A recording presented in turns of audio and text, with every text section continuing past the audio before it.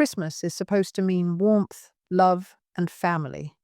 But the last holiday I spent with mine began with laughter, the kind that doesn't make you smile, the kind that cuts you in half. My name is Evelyn Carter.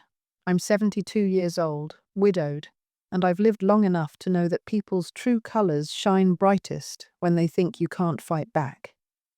My husband, Robert, passed away 10 years ago, and since then, Christmas has always felt a little emptier.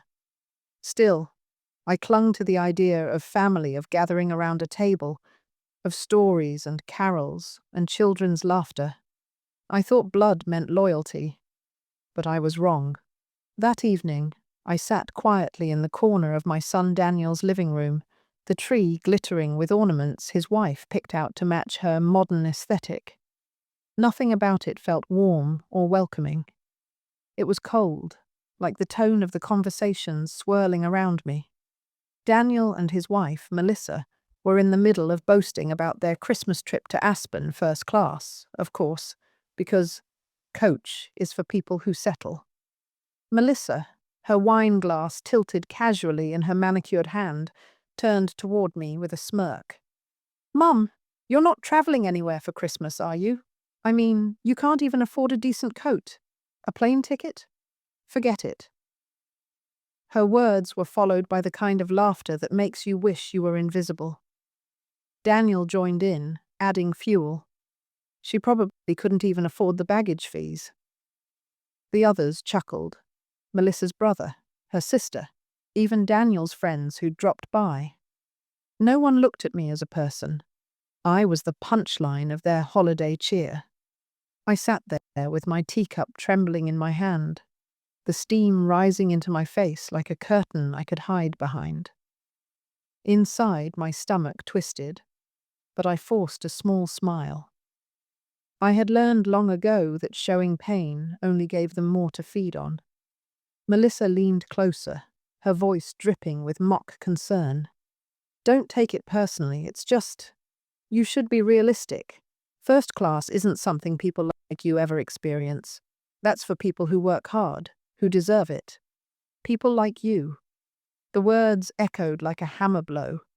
I wanted to ask her who she thought had worked to raise her husband, who had stayed up nights sewing hems and patching clothes when money was tight, who had gone without new shoes so her son could have a new pair each school year. But I didn't. Not yet.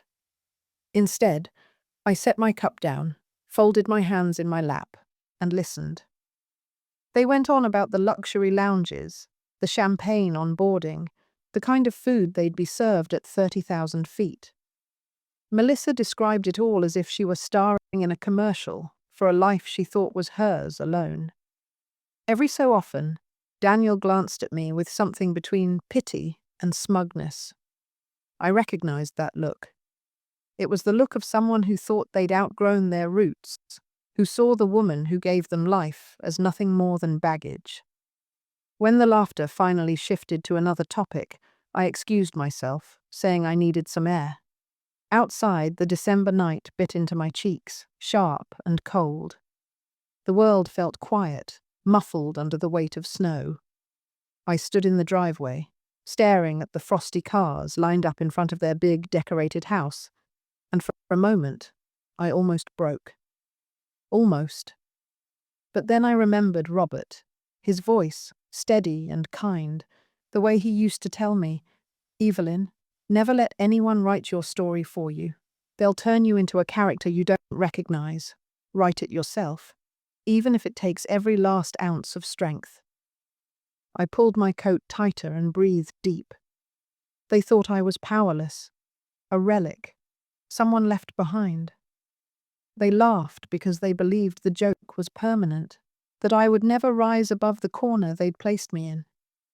But what they didn't know was this: I wasn't as fragile as they believed. I had made choices over the years, smart ones, quiet ones. Robert and I had lived modestly, yes, but behind that, modesty was strategy, investments, property. Things I'd never bragged about because dignity doesn't shout. Dignity moves quietly, like water finding its way through stone. As I stood there under the glow of their holiday lights, humiliation burning into resolve, I knew one thing with absolute certainty. This Christmas, they would see me differently. Not because I wanted their approval. I was done craving scraps of love from people who mocked me. No, it was because they needed to learn that every sneer, every arrogant word, every cruel laugh comes with a price. I walked back inside, head high. They didn't notice me too busy taking selfies, glasses raised, pretending they were already on their luxury flight. But in that moment, I made a promise to myself. They thought I couldn't afford a ticket. Then I would buy one. Not just any ticket, a first-class seat, right beside someone who would make their smug little worlds collapse. And when the time came, when they walked past me, I wouldn't need to raise my voice. I'd just look up. And they would freeze. When I got home that night, the silence pressed in heavier than usual. I set my purse down and let Melissa's words echo in my head. First class isn't something people like you ever experience. I walked to the mantel and touched Robert's photo, his smile frozen in time. He had always believed in dignity, in patience. I remembered the night he brought home stock certificates instead of a new jacket. We're not rich, Evelyn, but we're not fools. Someday, these will matter. Back then, I thought he was being overly cautious. But as I stood in my little house, humiliated and mocked, I understood. Robert hadn't just left me memories, he'd left me options. I went to the closet, pulled out the metal box, and opened the safe. Inside were the investments and accounts we'd built quietly over the years, more than enough to live on, more than enough to remind them they had no idea who I really was. The next morning, I called Mr. Harlan, our family lawyer and Robert's old friend. His voice was steady, as always. When I told him what happened at Daniel's house, he went quiet, then said, "Evelyn, it's time we move forward with the plans Robert left. Are you ready?" "I'm ready," I said, my voice firm. "Then let's book our trip, first class, Christmas morning." The words struck like a bell. Poetic justice. They would be bragging about their luxury seats while I sat among them, not alone, not invisible, but beside the very man carrying the documents that would undo their arrogance. That night, as I spread the papers across the table, I felt something shift inside me. For years, I had let them laugh. But Robert was right. Never let anyone else write your story. This Christmas, the story would be mine. And when they saw me, they wouldn't be laughing. Christmas morning dawned crisp and cold, the kind of morning where the air feels sharp in your lungs and the streets are quieter than usual, as though the whole world is holding its breath. I pulled on my wool coat, the one Melissa once called outdated, and stepped outside with my suitcase in hand. It wasn't fancy luggage, no shiny monogrammed initials or leather trim, but it was sturdy, reliable, like me. The taxi driver greeted me with a cheerful, "Merry Christmas," and for the first time in years, I felt those words land with weight. Merry Christmas. Yes, it would be. As the city slid by, twinkling with lights still glowing from the night before, I thought about all the times I had watched Christmas mornings from the sidelines. While my family scattered into their own little worlds, I stayed behind, unseen. But not this time. This time, I had a seat waiting for me in the section of the plane Melissa had sworn I'd never touch. The airport was buzzing with holiday travelers, families hugging, children in Santa hats dragging toy-filled backpacks behind them, couples holding hands as they checked their boarding passes. I wheeled my suitcase through the sliding doors and joined the stream of people headed towards security. And that's when I saw them.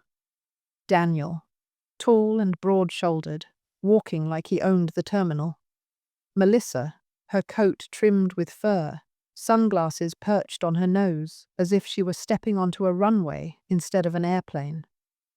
Around them, their friends and relatives clustered, talking loudly, laughing too much, their voices carrying above the hum of the crowd. I froze for a moment, my heart pounding. I hadn't expected to see them this soon. Melissa's laughter rang out as she waved her boarding pass at one of her friends. "First class, baby. Nothing but the best. Can you imagine flying coach on Christmas?" "Ugh, no thank you." Daniel smirked and wrapped an arm around her waist, kissing the top of her head. "We deserve it. We've worked hard for this." Worked hard. My jaw tightened. They had no idea the real meaning of work. I ducked my head slightly, but not out of shame, out of strategy. I didn't want the reveal to happen here. Not yet. The stage wasn't set. No, it needed to happen at the perfect moment, when their arrogance was at its peak. I checked in at the counter, the agent scanning my ticket with a polite smile. "First class, Mrs. Carter. Please enjoy your flight." The words sent a shiver down my spine. First class. Not because of the luxury, but because of the symbolism. For once, I was stepping into the space they swore I would never belong in. Security was uneventful, though Melissa and Daniel made it into a production. Melissa fussed about having to remove her shoes, rolling her eyes dramatically, complaining about the line. Daniel laughed with one of the guards, making jokes at other travelers' expense. It was exhausting just to watch them. I moved quietly, deliberately, letting their noise fade behind me. By the time we reached the gate, the lounge area was full of travelers sipping coffee, scrolling through phones, or letting children nap across their laps. Daniel's group planted themselves near the front, their voices carrying above everyone else. Melissa snapped selfies, her lips pursed into an exaggerated pout, while Daniel bragged to his in-laws about the ski resort awaiting them. I chose a seat farther back, near the window, where I could watch the planes taxiing along the snowy runway. My heart thudded steadily, not from fear, but from anticipation. And then, the announcement. "We are now boarding first-class passengers." It was like a bell ringing in a cathedral. My moment had arrived. I stood, collected my bag, and walked toward the gate. For a split second, I felt their eyes on me, but I didn't look their way.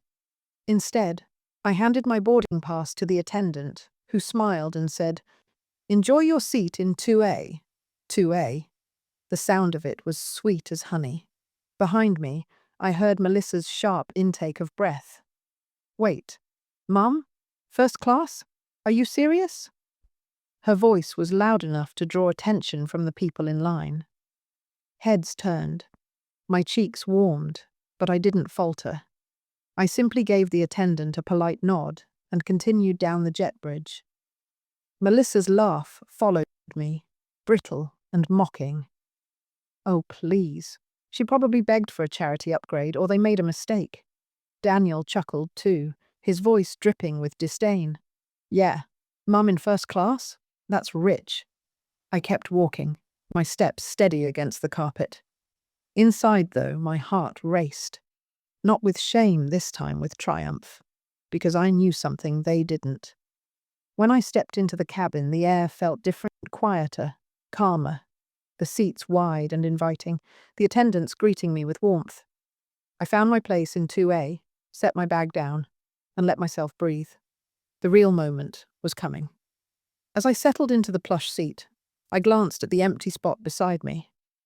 Soon, it would be filled by someone who would silence every sneer, every cruel laugh. My lawyer, Mr. Harlan, carrying the documents that held my family's future in his hands. And when Daniel and Melissa walked past, all their arrogance tucked into designer bags and smug smiles, they would see me here, not in the shadows, not a joke, but in first class. And that would be the moment they froze. The cabin smelled faintly of leather and fresh coffee. I sank into the wide seat, the kind that seemed to embrace you, and for a moment, I let myself feel the weight of it. Not just the comfort, but the symbolism. Every inch of this seat was proof that they had been wrong. The flight attendant offered me a warm smile. "Merry Christmas, Mrs. Carter. Can I take your coat?" Her tone was polite, professional, but there was kindness in it too.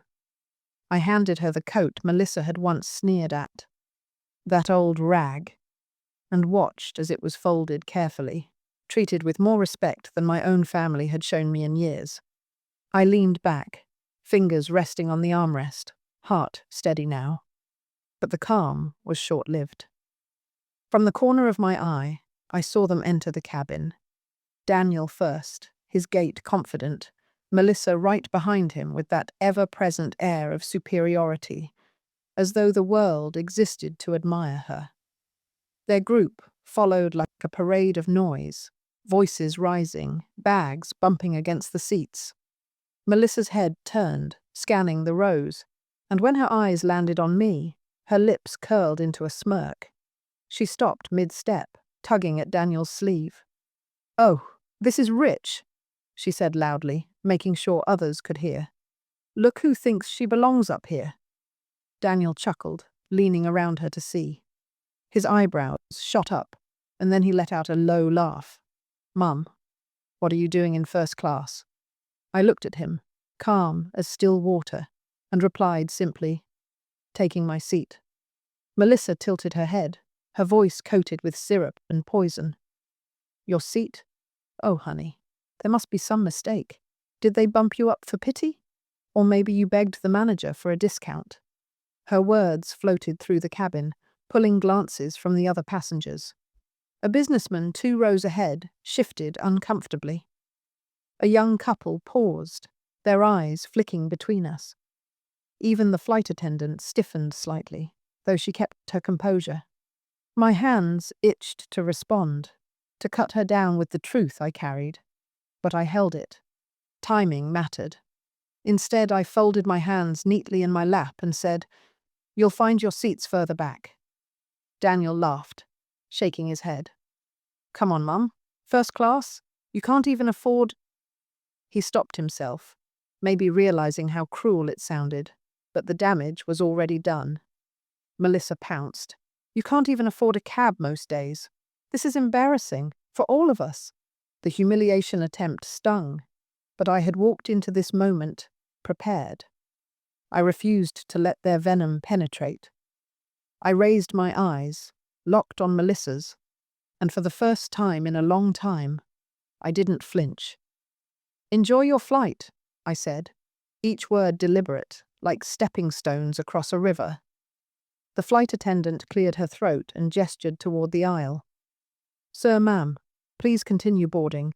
We need to prepare for takeoff." Melissa scoffed, but she moved, tugging Daniel along with her. As they shuffled past, I could feel the heat of their indignation pressing against me.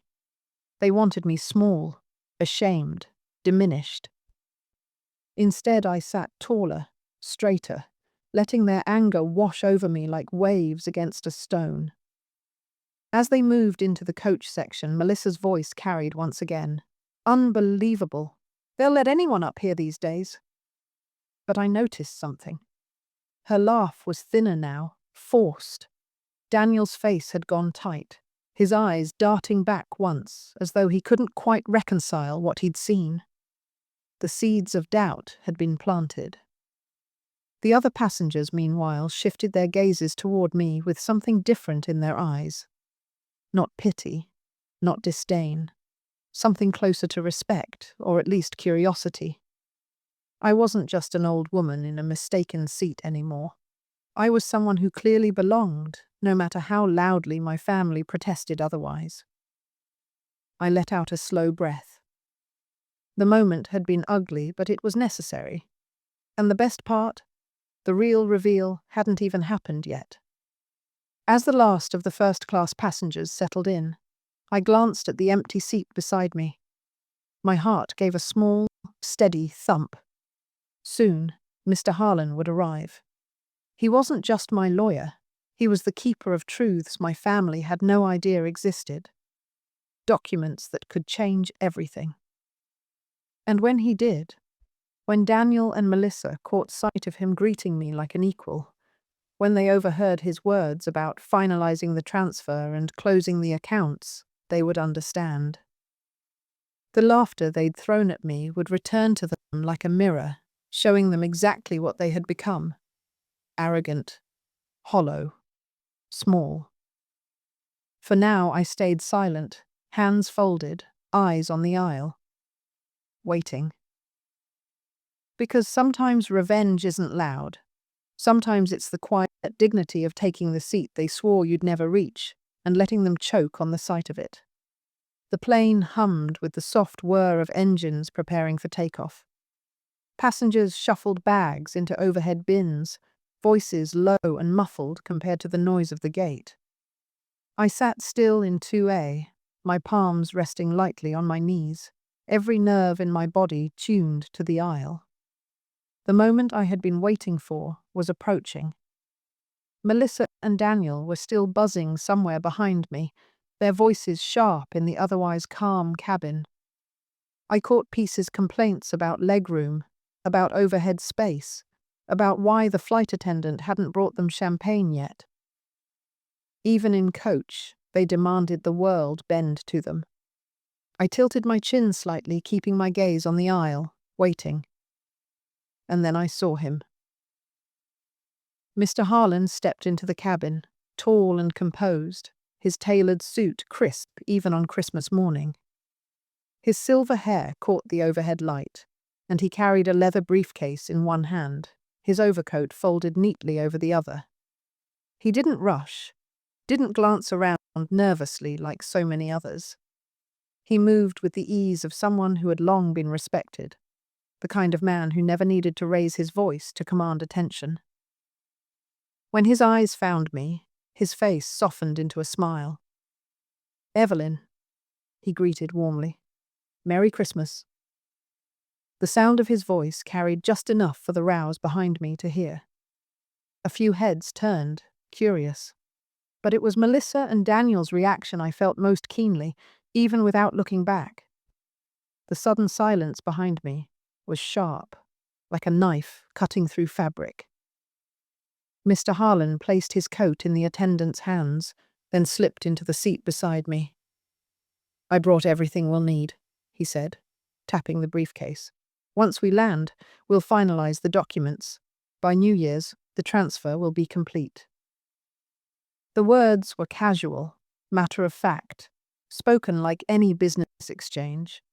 But to my family, they must have landed like thunderclaps. I turned my head slightly and caught the faintest glimpse over my shoulder. Melissa had stopped mid-step in the aisle, her hand gripping the seat in front of her as though steadying herself. Her perfectly painted lips parted, eyes wide, frozen in disbelief. Daniel stood stiffly behind her, his jaw clenched, color draining from his face. I didn't say a word. I didn't need to. The sight of me sitting comfortably in first class, next to a man like Mr. Harlan, with documents being mentioned that was enough to unravel them. Melissa leaned toward Daniel, whispering harshly, though her voice carried. "What documents? Did you hear that?" Daniel muttered something I couldn't catch, but his tone was low and strained, nothing like the booming laughter he'd used at the gate. Mr. Harlan adjusted his cufflinks, entirely unbothered by the storm brewing behind us. He leaned closer to me, his voice lowering so only I could hear. "They didn't know, did they?" I allowed myself a small smile. Not a clue. The attendant returned, offering us glasses of sparkling water with slices of lemon. "Happy holidays, ma'am, sir." Her eyes lingered on me for just a second longer, kind and approving. She had seen what happened at the gate. She understood. Melissa and Daniel finally shuffled past, their movements mechanical, their arrogance deflated. As they moved down the aisle into coach, I felt their eyes burning into the back of my head. Melissa muttered again, this time more desperate. What is she doing with him? I sipped from my glass slowly, savoring the taste, not of lemon and water, but of justice. The rest of the first-class cabin settled quickly. Passengers flipped open newspapers, adjusted blankets, and scrolled through their phones. To anyone else, I was just another traveler heading home or away for the holidays. But to Melissa and Daniel, I was no longer the woman they thought they could ridicule. I had become something else entirely, a mirror showing them their own smallness. As the plane taxied down the runway, I felt Mr. Harlan's hand brush against the briefcase. He gave me a nod. "Everything is ready, Evelyn. They'll have to face reality sooner than they expect." Behind me, the silence of my family was louder than any engine roar. They weren't laughing now. They weren't mocking. They were frozen in their seats, their minds no doubt racing, trying to connect dots they didn't even know existed. I let the quiet stretch. Sometimes silence is the sharpest blade. Out of the corner of my eye, I saw Melissa lean forward in her seat, craning her neck as though she might catch another glimpse of me and my companion. Daniel tugged at her arm, trying to pull her back, but his own eyes flickered with unease. He knew. Maybe not the details, but he knew the ground beneath him had shifted. And that was the beauty of it. I hadn't raised my voice. I hadn't needed to explain. All it took was a seat, a lawyer, and a few words about documents. The rest unraveled itself. As the plane lifted into the sky, the cabin lights dimming, I closed my eyes briefly and whispered a thank you to Robert. His patience, his planning, his wisdom, all of it had led to this moment. Christmas morning, and my family had given me laughter as a weapon. They thought it would break me. Instead, it sharpened me. Now all that was left was to watch the truth land heavier than any plane could. For a while, the only sound was the low hum of the engines and the clink of glasses as the attendants moved down the aisle. I sat still in my wide seat, sipping water, eyes fixed ahead, though I could feel the heat of Melissa's stare boring into the back of my head. She hadn't touched her seatbelt buckle. I could imagine her fidgeting, whispering, pulling at Daniel's sleeve until she couldn't take it anymore. It didn't take long. Half an hour into the flight, just after the seatbelt sign clicked off, I heard the shuffle of heels on the carpet. Then Melissa's voice, shrill and tight, cut through the calm of the first-class cabin. "Excuse me, what is this?" I turned my head slowly. There she was, standing in the aisle between our row and the next, one manicured hand gripping the headrest, the other planted firmly on her hip. Her face was painted in its usual perfection, but I saw the cracks now, the twitch in her jaw, the shine of panic in her eyes. "Melissa," I said evenly, "you should be in your seat." She ignored me, leaning forward so the words spilled into my space. "Who is he?" She jabbed a finger toward Mr. Harlan, her tone dripping with accusation. "What are these documents you're talking about? You're playing some kind of game." The people around us had gone quiet, every pair of eyes pretending not to listen while straining to hear every word. Even the flight attendant paused with her tray, lips pressed tight, gaze flicking between us. Mr. Harlan didn't flinch. He set down his glass, folded his hands over the briefcase, and answered smoothly, his voice carrying with the authority of a man who had been in countless courtrooms. "I'm Mrs. Carter's attorney, and the documents I mentioned concern the transfer of certain assets into her sole control." Melissa blinked, stunned for a moment, then barked a laugh far too loud. "Assets? What assets? She has nothing." The words stung, but only for a heartbeat. Then, like a spark hitting dry tinder, anger flared into pride. "Melissa," I said, my voice quiet but sharp enough to slice through her theatrics, You don't know everything about me, and perhaps that's the problem. You never cared to. Daniel appeared then, his large frame crowding the aisle behind her. His voice was low, harsh. "Mum, what's going on? Why are you doing this?" "Doing what?" I asked, raising my brows. "Sitting in my seat? Traveling with my lawyer?" He leaned closer, his face reddening. "Why didn't you tell us about any of this? If you had money, investments, whatever this is, why keep it secret?"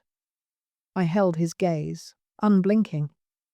"Because every time I gave you something, Daniel, it became fuel for your arrogance. You never said thank you. You only asked for more. And when there was nothing more to take, you mocked what I had left." His mouth opened, then closed. He looked suddenly smaller, his broad shoulders sagging. Melissa, though, was relentless. She sneered at Mr. Harlan. "So what? You're transferring her bingo winnings? Don't play games. We know she can barely keep her lights on." Mr. Harlan's eyes glittered with something like amusement. He leaned back, unhurried, and replied, "Bingo winnings? Try commercial property, multiple accounts, and shares in companies your husband could only dream of owning." The cabin erupted with whispers. Passengers shifted, some outright staring now. Melissa's painted confidence drained from her face, leaving her pale beneath the blush. Daniel swallowed hard, voice hoarse. "Is that true?" I turned toward him fully, my words steady, my tone unwavering. "Every bit of it. Your father and I built something quietly, carefully. We lived modestly, but we invested wisely. And now it's mine, not yours, not Melissa's. Mine." Melissa's eyes darted wildly, searching for something to cling to. She reached for Daniel's arm, hissing, "She's bluffing. She's just trying to embarrass us." Mr. Harlan's calm voice cut in like a gavel. "We have paperwork on board. Finalized signatures, deeds, account statements. No bluff, Mrs. Carter. By the time this plane lands, her position will be unshakable." Melissa's mouth snapped shut. Daniel stared at the briefcase as though it might burst open and swallow him whole. I leaned forward slightly, my voice soft but deliberate. "You laughed when you thought I was powerless. You mocked me on Christmas of all days. And now, you'll sit back there in coach, stewing in your arrogance, while I enjoy the very thing you said I'd never touch." For once, Melissa had no retort. Her lips parted, but no words came. She looked at me as though seeing me for the first time, not as a fragile old woman, but as someone she had underestimated, someone she couldn't control. The flight attendant stepped in then, her expression polite but firm. "Sir, ma'am, please return to your seats. We'll be serving soon." Melissa glared one last time before turning sharply, her heels clicking against the carpet as she stormed back down the aisle. Daniel followed, slower, glancing back at me with eyes that carried something I hadn't seen in years. Shame. I exhaled slowly, letting the weight of the moment settle. The whispers around us died down, the hum of the engines reclaiming the silence. Mr. Harlan gave me a small nod, approval in his eyes. "You handled that well," he said. I folded my hands in my lap, my heart steady. I didn't have to raise my voice. The truth is louder than anything they could say. And with that, I leaned back, letting the seat cradle me, the storm behind me fading into the distance. Christmas had just become a day they would never forget. The plane touched down with a gentle bump, tires screeching softly against the wet runway. Around me, passengers stirred, gathering coats and bags, murmuring about connecting flights and holiday dinners waiting on the other side. I stayed still for a moment, letting the calm sink in. Behind me, though, there was no calm. I could feel it, the restless shifting, the anxious whispers. Melissa had gone quiet after the confrontation. her sharp tongue dulled to a thin line of silence. Daniel hadn't said a word either. The arrogance that had carried them onto this flight had dissolved into something else entirely. Fear. The seatbelt sign dinged off, and passengers rose. Mr. Harlan closed his briefcase with a snap and glanced at me. "Are you ready, Evelyn?" I nodded. My hands didn't shake. Not anymore. As we stepped into the aisle, Melissa shot up from her seat in coach, her face pale but her voice urgent. "Mum, wait, please. We should talk." Daniel followed, his tone softer, almost pleading. "She's right. Let's just sit down somewhere. Work this out as a family." I stopped, turning to face them fully. The sight of them standing there, once so proud, now hollow and desperate, should have filled me with triumph. And in a way, it did. But what I felt most was clarity. "Work this out?" I repeated, my voice low but steady. "Do you remember what you said to me a week ago? That I couldn't even afford a ticket. That first class wasn't for people like me." Melissa's eyes darted, searching for a foothold. "We didn't mean it like that. We were just joking." "Joking?" I said, the word tasting bitter on my tongue. "Do you know how many times you've turned me into a joke? At dinners, in front of your friends, even in your children's ears. You laughed at my coat, my home, my life. And when you thought I had nothing left to give, you cut me down further." Daniel opened his mouth, but I didn't let him speak. My voice grew sharper, louder, drawing the eyes of passengers streaming past. "You called me a burden. You treated me like baggage. But let me tell you this. Baggage doesn't sit in first class with a lawyer carrying the deeds to everything you thought was yours." Melissa flinched as though I'd struck her. Daniel's shoulders slumped. "I am not here to negotiate," I continued. "I am not here to patch up your guilt with forgiveness you haven't earned. I am here to remind you respect is not optional, and love, real love, is not conditional on wealth or appearances. You showed me neither." For the first time, Melissa looked small, truly small. Her lips trembled, her hand clutching Daniel's sleeve like a lifeline. "Please," she whispered, voice breaking. "Don't do this. Think of the family." "Family?" I cut in. "Family doesn't laugh when you're down. Family doesn't strip you of dignity for their entertainment. You stopped being family the day you decided my worth ended with my wallet." Mr. Harlan stepped forward then, his presence quiet but firm. "The documents are signed, effective immediately.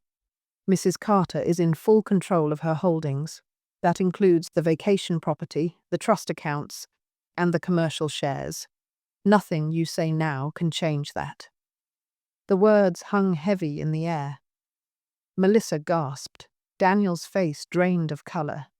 Passengers brushed past them, curious glances cast at the little drama unfolding in the aisle. I turned away, pulling my coat around my shoulders as the crowd pressed toward the exit.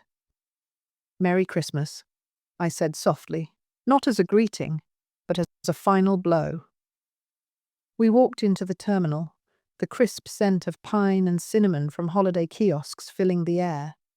Families embraced, children squealed with joy, travelers hurried on to the next leg of their journeys. And me? I walked tall, my steps steady, my lawyer at my side, the weight of humiliation finally lifted from my shoulders. Outside, the world sparkled with frost. The taxi line stretched long, but I didn't mind. For the first time in years, I wasn't waiting for scraps of love or respect. I had reclaimed both from myself. As we rode away from the airport, I gazed out the window at the lights twinkling across the city. Memories of Robert drifted back, his steady hands, his quiet wisdom, his voice telling me never to let anyone else write my story. He had been right. Christmas was supposed to mean family. But sometimes family isn't the people who share your blood. Sometimes it's the people who stand beside you when everyone else tears you down. People like Robert. People like Mr. Harlan, who had been more of an ally than my own children.